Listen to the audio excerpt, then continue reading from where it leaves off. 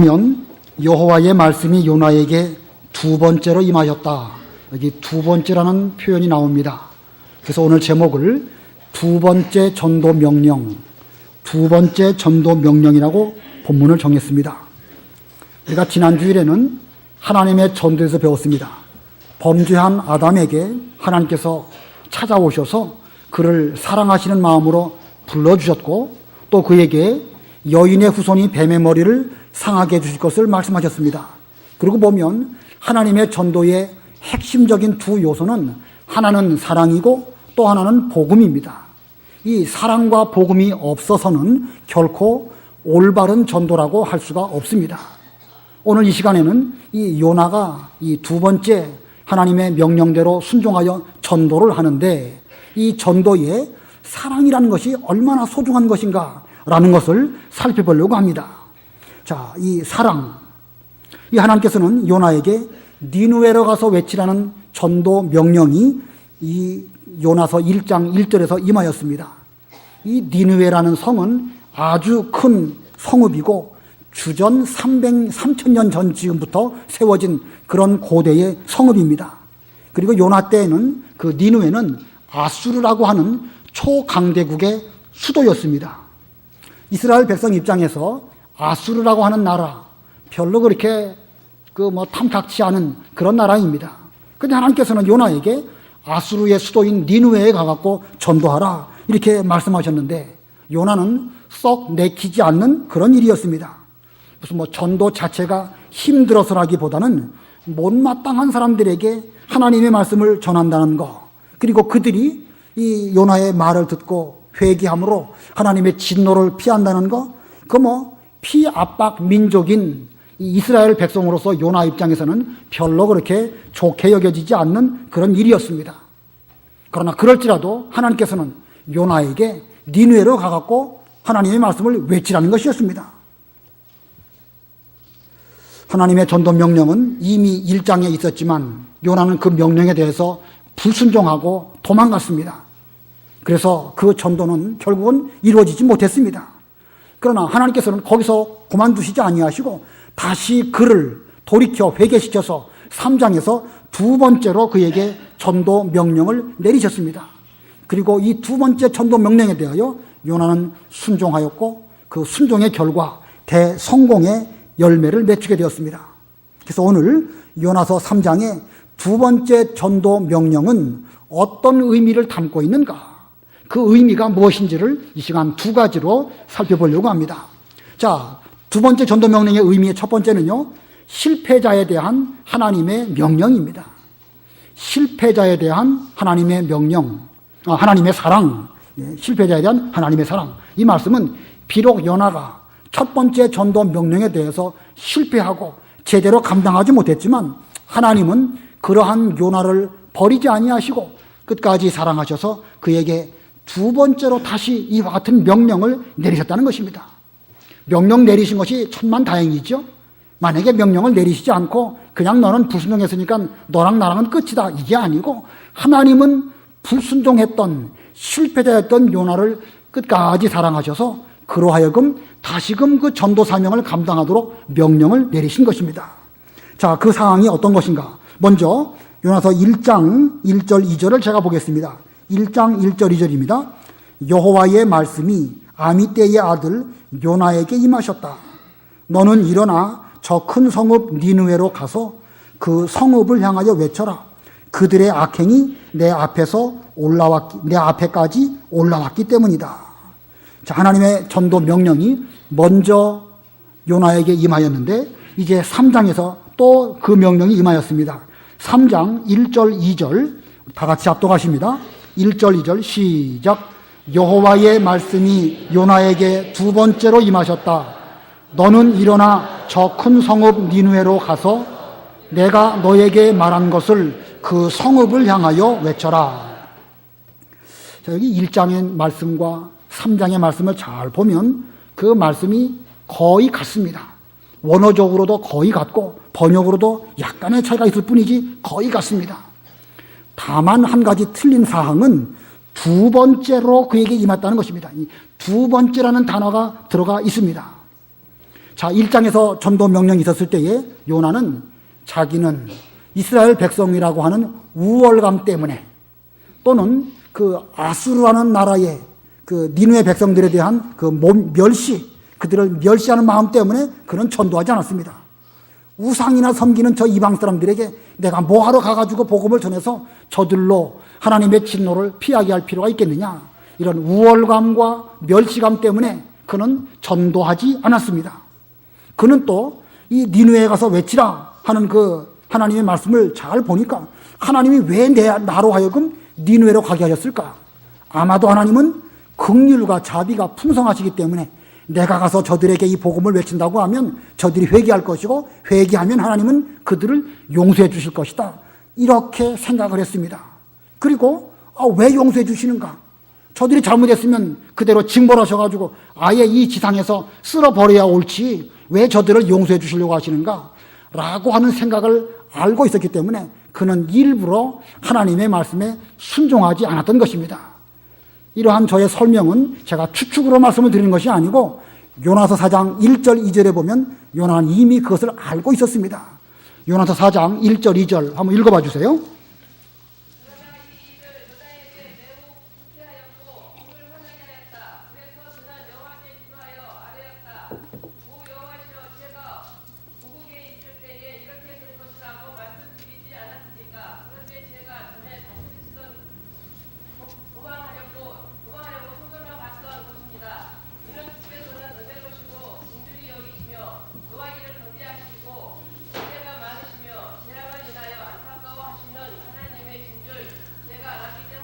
예, 요나는 그 이전에 하나님의 1차 전도 명령이 있었을 때 마음으로 생각하기를 하나님은 인애와 긍휼이 풍성하시니까 내가 가갖고 외치면 저들이 회개할 것이고 뭐 완전한 회개는 아니라 할지라도 회개하기만 하면 하나님이 용서해 주실 것이다 라고 생각하고 그래서 저는 가기 싫습니다 라면서 하나님의 말씀에 불순종했다는 것입니다. 자, 요나의 마음은 이렇게 니느웨 사람들이 회개하고 돌아올까 봐 그는 전도하지 않았는데 하나님의 뜻은 그렇지 않았습니다. 하나님의 뜻은 비록 이방 사람, 하나님을 모르는 사람이라 할지라도 회개하고 돌아오면 그들을 용서해 주시려는 그런 넉넉한 사랑을 갖고 계신 하나님이십니다. 요나서 4장 10절로 11절 한번 읽어봐 주세요.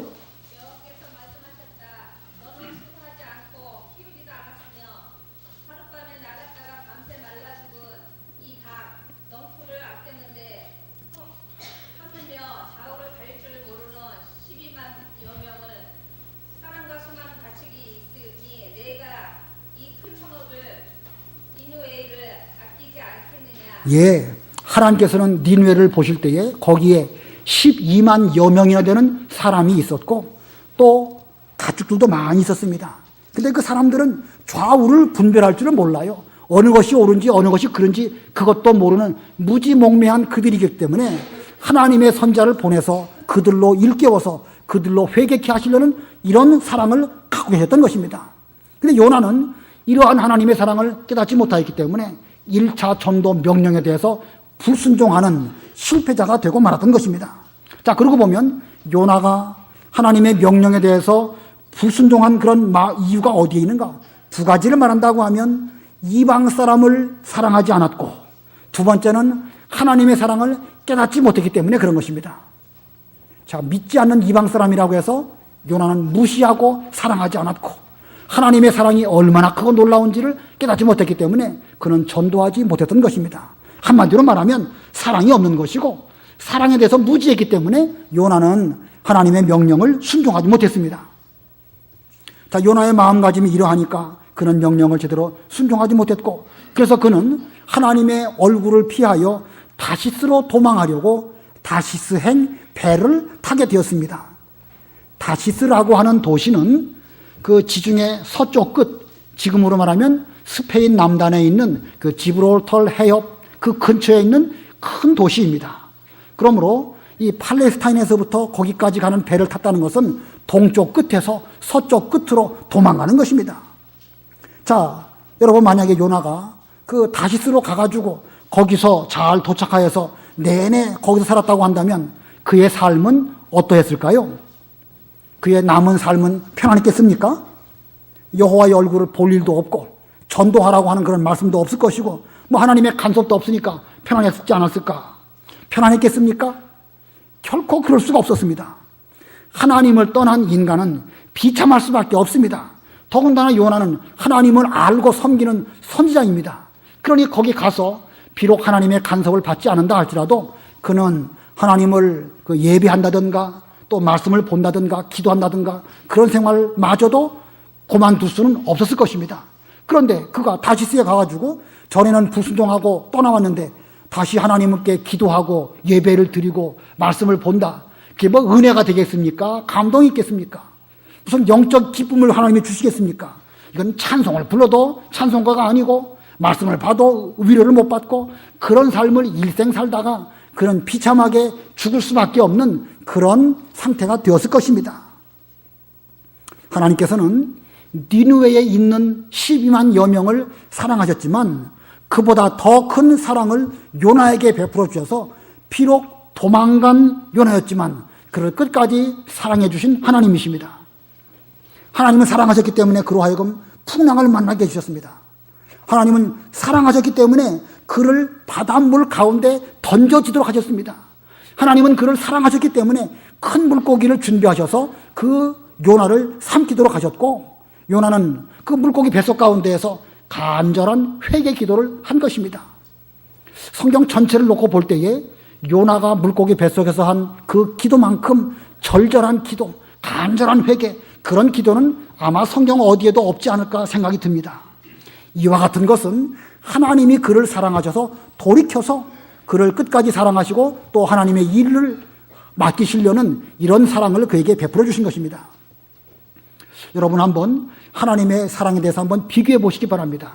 하나님께서 이스라엘 백성들을 사랑하시는 그 사랑하고 하나님께서 아수르, 니느웨 백성들을 사랑하는 그 사랑하고 어떤 사랑이 더 크게 느껴집니까? 어떤 사랑이 더 크게 느껴지죠? 물론 하나님의 사랑은 똑같습니다. 이스라엘 백성들을 사랑하시는 그 사랑이나 이방 사람을 사랑하시는 사랑이나 하나님 입장에서 사랑은 똑같습니다. 그러나 인간 편인 우리에서 봤을 때에 이스라엘 백성들을 사랑하는 하나님의 사랑은 어떻게 보면 마땅하고 당연할지 모르겠습니다. 그러나 이방 사람들까지 하나님이 사랑하신다? 그것은 우리가 지금까지 미처 생각하지 못했던 그런 놀라운 하나님의 사랑입니다. 자, 이런 하나님의 사랑입니다. 하나님께서는 이 니느웨 성에 좌우를 분별하지 못해가지고 하나님인지 우상인지도 모르는 이런 가운데서 살다가 죽을 수밖에 없는 저들을 사랑하셔서 요나를 보내서 그들로 회개하여 돌이켜 이제 구원을 받도록 하시는 그런 사랑을 그들에게 베풀어 주시려는 그런 하나님이십니다. 그러므로 이 하나님의 이스라엘에 대한 사랑은 당연한 사랑일지 모르겠지만 이방 사람들인 니느웨에 대한 사랑은 뜻밖의 사랑이요 위대한 사랑인 것이고 우리가 보기에는 더 큰 사랑으로 여겨집니다. 자, 그러면 하나님께서 니느웨 백성들을 사랑하시는 그 사랑하고 하나님께서 이 말 안 듣고 불순종하고 곁길로 간 요나에 대한 사랑하고 어느 사랑이 더 크게 느껴지지요? 니느웨에 대한 하나님의 사랑, 요나에 대한 하나님의 사랑. 물론 하나님은 니느웨도 사랑하시고 요나도 사랑하십니다. 그러나 인간 편인 우리에서 봤을 때에 그 요나는요 하나님의 말씀을 불순종하고 다시스로 도망가서 이제는 하나님을 배반하고 단교한 상태에서 살려고 했던 그런 사람이었습니다. 객관적으로 볼 때 요나는 선지자입니다. 또 그는 하나님의 말씀도 잘 압니다. 그러나 하나님의 이런 그 뜻을 잘 아는 사람이 하나님을 배반하고 도망갔으니 하나님 입장에서 볼 때는 더 괘씸한 것이 바로 이 요나인 것입니다. 그럼에도 불구하고 하나님께서는 요나를 사랑하셨습니다. 그런 면으로 놓고 볼 때에 하나님의 사랑은 니느웨 백성들에 대한 그 사랑보다 이 배신자, 이 요나를 사랑하신 그 사랑이야말로 최고의 사랑이라고 할 수가 있습니다. 하나님의 사랑 가운데에서 죄인된 우리들을 사랑하는 것이야말로 최고의 사랑이라고 할 수 있습니다. 다시 말하면 바로 요나가 우리라고 볼 때에 하나님께서 내게 베풀어 주신 사랑, 나 같은 죄인 살려주신 그 사랑이야말로 하나님의 모든 사랑 가운데 최고의 사랑이라고 할 수가 있는 것입니다. 그래서 요나서 3장 1절에 여호와의 말씀이 요나에게 두 번째로 임하셨다라는 말씀 속에는 과거에 죄인되고 하나님을 무시하고 도망가고 배반했던 이런 죄인을 하나님이 끝까지 사랑하셔서 그에게 하나님의 전도 명령을 베풀어 주셨다, 그런 뜻이요. 이 말씀 속에는 비록 내가 과거에는 내 말을 순종하지 못하고 갔지만 내가 그 모든 죄악을 용서해 주고 용서의 징표로 다시금 너에게 전도하는 사명을 맡긴다, 이런 의미도 담겨져 있는 것입니다. 그러니 여기 3장 1절 2절의 내용은요, 아주 은혜롭고 귀중한 의미를 우리에게 주고 있는 것입니다. 우리 1절 2절 다시 한번 합독하십니다. 3장 1절 2절 시작. 여호와의 말씀이 요나에게 두 번째로 임하셨다. 너는 일어나 저 큰 성읍 니느웨로 가서 내가 너에게 말한 것을 그 성읍을 향하여 외쳐라. 버릴 수밖에 없고 버림받아야 마땅한 요나에게 두 번째로 하나님께서 임하셔서 너는 일어나서 저 큰 성읍 니느웨로 가서 하나님의 말씀을 그들에게 잘 전하여 저들을 돌이키게 하라. 이것이 하나님의 사랑의 이 표현인 것입니다. 우리 모두는 과거의 요나와 같이 하나님의 말씀을 불순종하고 실패하고 도망가고 배반했던 그런 우리들이었는데, 우리에게 하나님께서 다시금 전도하라는 명령을 베풀어 주셨습니다. 여러분 어떠신지 모르지만 저는 실제로 다시스로 도망가려고 하는 그런 마음을 먹었던 사람입니다. 제가 전도사가 돼갖고 얼마 동안 하나님의 일을 하노라고 했는데 이 전도사 일 해보니까 생각했던 것만큼 쉽지가 않았습니다. 직장생활 잘 하다가 갑자기 전도사가 되니까 여러 가지로 어려웠습니다. 경제적으로도 힘들고 또 전도사라는 그 직분 자체도 쉽지 않고, 그래서 많이 괴로워하다가 나도 아예 차라리 다시스로 도망가듯이 도망가면 좋겠다, 이런 마음이 들어왔어요. 그런 마음이 들어와가지고 실제로 종로에 어디에 있는 그 이민 전문 변호사 사무실에 찾아갔습니다. 내가 미국을 가고 싶은데 어떻게 하면 가볼 수 있겠습니까? 저는 그 이전에도 여러 번 미국을 갔다 오고 거기 생활에 대해서 조금은 익숙한 면이 있으니까 가서 살면 잘 살 수 있는 그런 자신도 있었어요. 그랬더니 그 변호사가 하는 말이 돈 얼마를 내면 미국에 있는 어느 직장에 취업하게 되는데, 이제 닭 공장에 그 닭 껍데기 벗기는 그런데 거기 가고 2달만 이제 수고하면 그 뒤로는 거기 이제 그 사표 내고 이제 마음대로 할 수 있다. 그러면 영주권도 주고, 또 미국이라는 나라는 이 중등 교육은 다 무상으로 되는 것이니까 이 변호사 비용으로 들어가는 돈 값을 생각해 보면 한 2년 정도만 가갖고 무상 교육을 하면 그 미천 다 뽑을 수 있으니까 그렇게 하도록 하시오 라고 저한테 권면해 주더라고요. 가만히 생각해 보니까 딱딱 맞아 떨어지는 거예요. 실제로 돈이 좀 들기는 들지만 가기만 하면 애들 공부시키는데 돈 안 들고 편하고 좋을 것 같아요. 그 당시 저희 아이들 중학교 1학년 그때였으니까 많이 고민했는데, 그때 만약에 제가 그와 같은 그 길로 갔다고 하면 저 역시 요나처럼 다시스로 도망간 그런 결과를 가져올 수밖에 없었을 것입니다. 자, 요나가 다시스로 가가지고 거기서 살았다고 하면 그런 어떤 삶을 살았을까요? 뻔하죠. 우리도 그런 것이니까. 여러분들 여기서 신앙생활 잘 하시다가 어디로 가면 어떻게 사시겠습니까? 신앙생활 했으니 예배도 드려야 되겠고 말씀도 봐야 되겠고 또 기도도 봐야 되겠지만, 하나님의 명령을 불순종하고 자기 길로 간 그 사람에게 무슨 은혜가 되고 무슨 위로가 되고 무슨 찬송이 되고 하나님의 영적 감동이 어디에 있겠습니까? 자유로웠을까요? 전혀 자유가 없을 것입니다. 영적으로는 지옥을 만날 수밖에 없는 그런 상태가 될 것입니다. 마치 끈 떨어진 연이 바람을 따라서 날아가는 것과 똑같은 그런 상태가 되었을 것입니다. 이 요나에게 두 번째로 하나님의 명령이 임해서 그를 붙들어 주신 것처럼 저도 그때 하나님께서 붙들어 주셔가지고 오늘 이렇게 여러분 앞에서 하나님 말씀을 전하는 이런 은혜를 입게 된 것입니다. 여기 계신 여러분들도 다 전도의 사명을 받으신 분들입니다. 저를 비롯해서 솔직히 우리 모두는 하나님의 전도의 명령에 대해서 불순종하고 제대로 감당하지 못했습니다. 그래서 우리 모두는 다 하나님 보시기에 실패자요, 도망자요, 배반자요, 하나님을 버리고 자기 마음대로 갔던 이런 우리들인데, 이제 우리의 이런 죄악의 모습을 본다고 하면 마땅히 바닷물에 빠져서 죽을 수밖에 없는 저희들인데, 하나님께서는 우리를 회개케 하시고 두 번째로 또는 세 번째, 네 번째, 다섯 번째로 다시금 우리에게 전도하라고 하는 이런 명령을 내리셨습니다. 자, 이것은 바로 우리에게 대한 하나님의 사랑입니다. 하나님께서는 우리로 말미암아 전도케 하시는 저 사람들도 물론 사랑하시지만 그들에 대한 사랑보다도 실제로 가만 보면 내게 대한 사랑이 훨씬 더 크고 이 사랑이야말로 최고의 사랑입니다. 왜 그렇습니까? 죄인에 대한 사랑이기 때문에 그렇습니다. 저 무지한 사람들은 하나님을 모르기 때문에 그들이야 뭐 예배를 드리겠습니까? 뭐 은혜를 감당하겠습니까? 그러나 우리는 어떻지요? 우리는 지금까지 많은 은혜를 받고 하나님의 사랑을 많이 듣고 깨닫고 감사하면서 살아왔던 우리들이었는데 우리가 하나님의 말씀을 순종하지 않고 자기 길로 걸어가니 얼마나 배은망덕한 우리들입니까? 그럼에도 불구하고 하나님께서는 우리를 사랑하셔서 다시금 우리에게 두 번째로 거듭거듭 전도하라는 명령을 내려주셨습니다. 이것은 곧 우리의 과거의 모든 허물을 용서해 주시는 징표입니다. 여러분에게 혹은 내게 베풀어 주신 이 최고의 사랑에 감격해서 우리는 그 사랑에 보답하기 위해서라도 최선을 다해서 전도하기를 힘쓰는 우리 모두들이 다 되시기를 바랍니다. 자, 이 두 번째 전도 명령의 의미가 무엇일까? 두 번째 대지는 부족해도 순종하면 하나님의 능력이 나타남입니다. 부족해도 순종하면 하나님의 능력이 나타난다. 이 말은 무슨 뜻이냐면 우리에게 있는 사랑은 비록 부족할지라도 거기서 최선을 다한다고 하면 우리의 힘으로가 아니라 하나님의 능력으로 믿지 않는 그 사람들에게 이 복음이 잘 증거되어서 저들도 회개하고 돌아오는 이런 놀라운 역사가 나타나게 된다는 것입니다. 여기 3절, 4절 다 같이 합독하겠습니다. 3절, 4절 시작. 그래서 요나는 여호와의 말씀대로 일어나 니느웨로 갔다.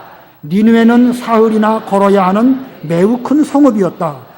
요나가 그 성 안으로 들어가서 하루 길을 가기 시작하면서 외치기를 이제 40일이 지나면 니느웨가 무너질 것이다 하니.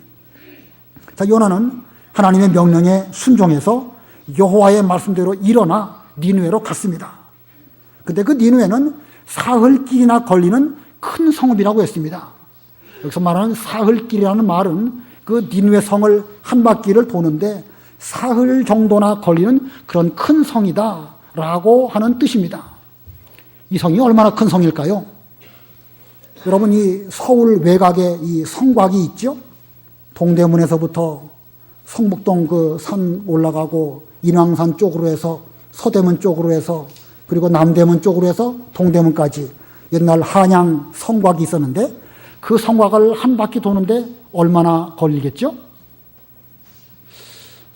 하루 꼬박 걸리면 충분히 돌 수 있지 않을까요?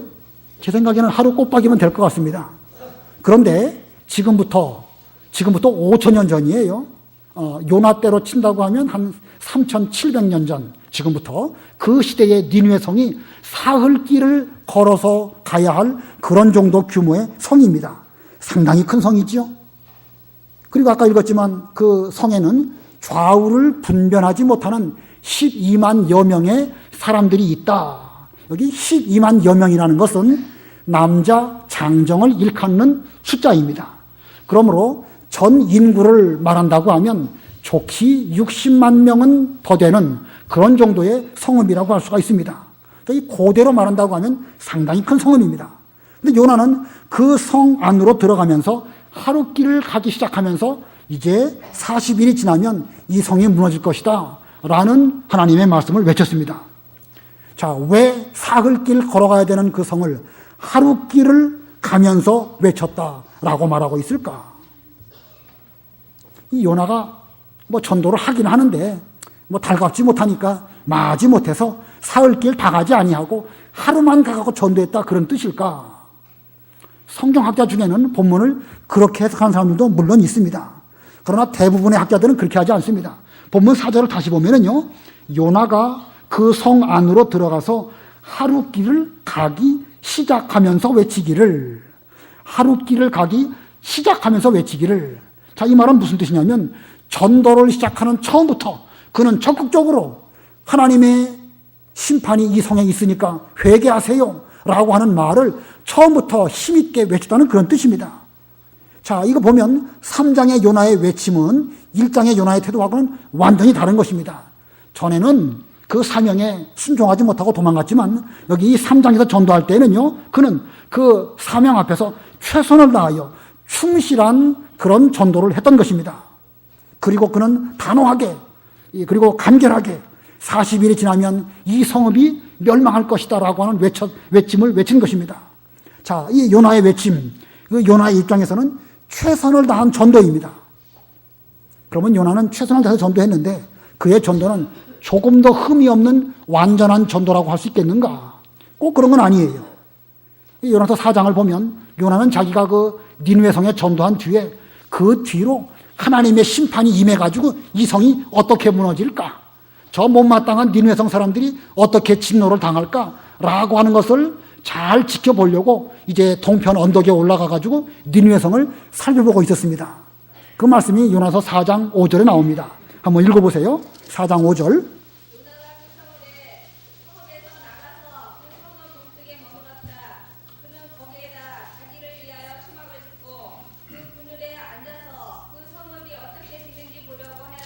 예, 그 성읍이 어떻게 되는지 보려고 하였다.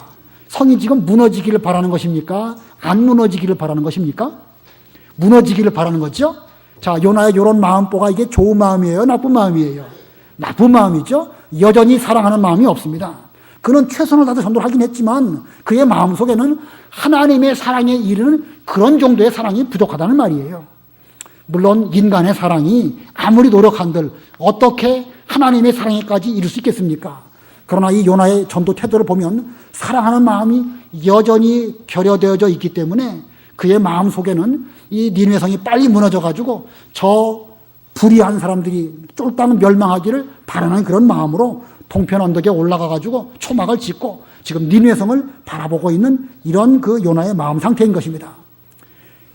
1장의 전도 명령에 대해서도 사랑이 없어 불순종했지만 이 3장의 전도 명령에 대해서 비록 그는 최선을 다해서 순종했다 할지라도 그에게는 여전히 사랑이 부족한 것입니다. 그러나 우리 하나님께서는 부족한 요나가 순종했을지라도 하나님의 능력을 나타내셔서 이 니느웨 성 사람들이 회개하는 이런 역사가 일어나게 해주셨습니다. 그래서 오늘 본문 5절입니다. 3장 5절 우리 다 같이 합독하십니다. 시작. 니느웨 사람들이 하나님을 믿고 금식을 선포하며 그들 중 높은 사람들로부터 낮은 사람들에게 이르기까지 굵은 베옷을 입었다. 자, 이 요나가 부족한 사랑이지만 최선을 다하여 전도할 때에 그 사람들이 하나님을 믿고 금식을 선포하고 높은 사람들로부터 낮은 사람들에게 이르기까지 굵은 베옷을 입고 회개했다는 말입니다. 자, 이러한 결과는 요나의 전도가 잘해서 요나가 위대하고 훌륭하기 때문에 이런 결과가 난 것이 아니고 하나님의 놀라운 역사로 말미암아 이런 회개 운동이 일어나게 된 것입니다. 이제 이 3장 6절부터 쭉 보면 왕도 온 백성들에게 금식을 선포하고 사람뿐만 아니라 모든 짐승들도 먹지 아니하고 회개함으로 하나님의 진노가 니느웨 성에 임하지 아니하도록 그렇게 기도한 것을 볼 수가 있습니다. 이걸 보면 비록 사랑이 부족한 요나라 할지라도 거기서 최선을 다하여 순종하면 하나님이 일하신다는 것을 보여주는 것입니다. 그러므로 중요한 게 무엇이냐? 비록 우리는 부족할지라도 최선을 다하여 순종하는 게 중요한 것입니다. 우린 다 부족하지요. 우리가 사랑한다고 하지만 우리의 사랑은 부족할 수밖에 없습니다. 그럴지라도 최선을 다하는 것, 이것이 우리의 마땅한 도리인 것입니다. 여러분에게 중요한 게 뭐라고요? 뭘 다하는 거? 최선을 다하세요. 최선을 다하세요. 최선을 다하면 누가 일하십니까? 하나님이 일하시는 것입니다. 그런데 한 가지 더 발견해야 될 것은요, 최선을 다하여 일할 때에 누가 은혜를 더 많이 받는가? 니느웨 성 사람들이 은혜를 더 많이 받을까요? 요나가 더 많은 은혜를 받을까요? 요나가 더 은혜를 받는 것입니다. 그건 뭘 보면 알 수 있냐면 우리 요나서를 쭉 볼 때에 이 요나서의 핵심적인 주인공이 누군가? 하나님은 니느웨 성 사람들을 구원하시려고 요나를 사용하시는 것인가? 아니면 요나라는 인물을 똑바로 세우시려고 그 니느웨로 전도하라고 하신 것인가? 1번입니까? 2번입니까? 2번이에요, 2번. 답이 좀 다시 한번. 자, 이 요나서를 잘 보면 주인공이 누굽니까? 하나님의 목표가 어디에 계십니까? 하나님의 목표는 니느웨 성 사람들을 구원하시려고 요나를 사용하신 것입니까? 아니면 2번으로 이제 니느웨성 사람들을 통해서 전도하도록 함으로 요나를 똑바로 세우려고 하신 것입니까? 1번입니까? 2번입니까? 2번입니다. 이건 뭘 가리키는 것이냐? 하나님께서 우리에게 전도하라고 하셨는데, 물론 우리가 전도할 때에 우리의 전도로 말미암아 믿지 않는 사람들이 하나님에게로 돌아옵니다. 그것은 하나님께서 그들과 관계 속에서 맺어지는 일인데, 그러나 실제로 전도를 해보면 그 관계는 하나님이 하시는 일이지만 누가 더 은혜를 받는가? 전도하는 내가 더 은혜를 받는다는 거예요. 해보셔요. 해보면 알 수 있습니다. 전도해 보면 나 같은 것이 무슨 은혜로 전도할 수 있는가? 또 내가 전도했는데 상대방이 마음을 열고 예수 믿으려고 하는 걸 볼 때에 이와 같은 은혜를 느낀다고 하면은요, 이건 여간 큰 감사가 아닙니다. 자, 전도하면 전도하는 사람만이 느낄 수 있는 것입니다. 아무쪼록 이 중요한 것은 전도하는 나 자신인 것입니다. 전도하는 내가 순종하려고 할 때에 나의 부족한 것도 드러나게 되는 것이고, 하나님의 위대한 사랑도 깨달아지게 되는 것이고, 또 전도를 통해서 결국 은혜 받는 것은 바로 나 자신이 되는 것입니다.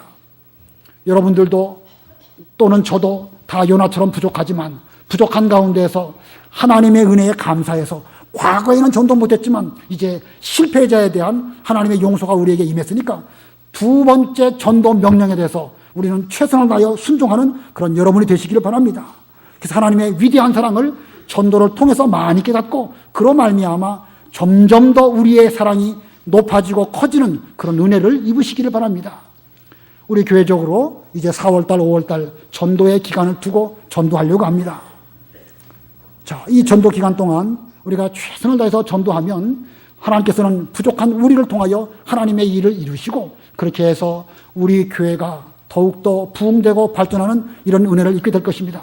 이 일은 하나님의 일이기도 하지만 바로 우리 교회의 일이요, 바로 나의 일입니다. 내가 하나님의 일에 이용당하는 것이고, 이로 말미암아 하나님의 교회가 더욱 든든히 세워져 나가는 놀라운 구원 역사가 바로 우리에게 두 번째 전도 명령으로 임한 것입니다. 이 전도 명령에 순종하서 앞으로 열심히 전도하시고, 그로 말미암아 우리에 대한 하나님의 사랑을 더 많이 깨달으시는 여러분들이 다 되시기를 바랍니다. 잠깐 동안 말씀을 생각하시고 기도하시기 바랍니다.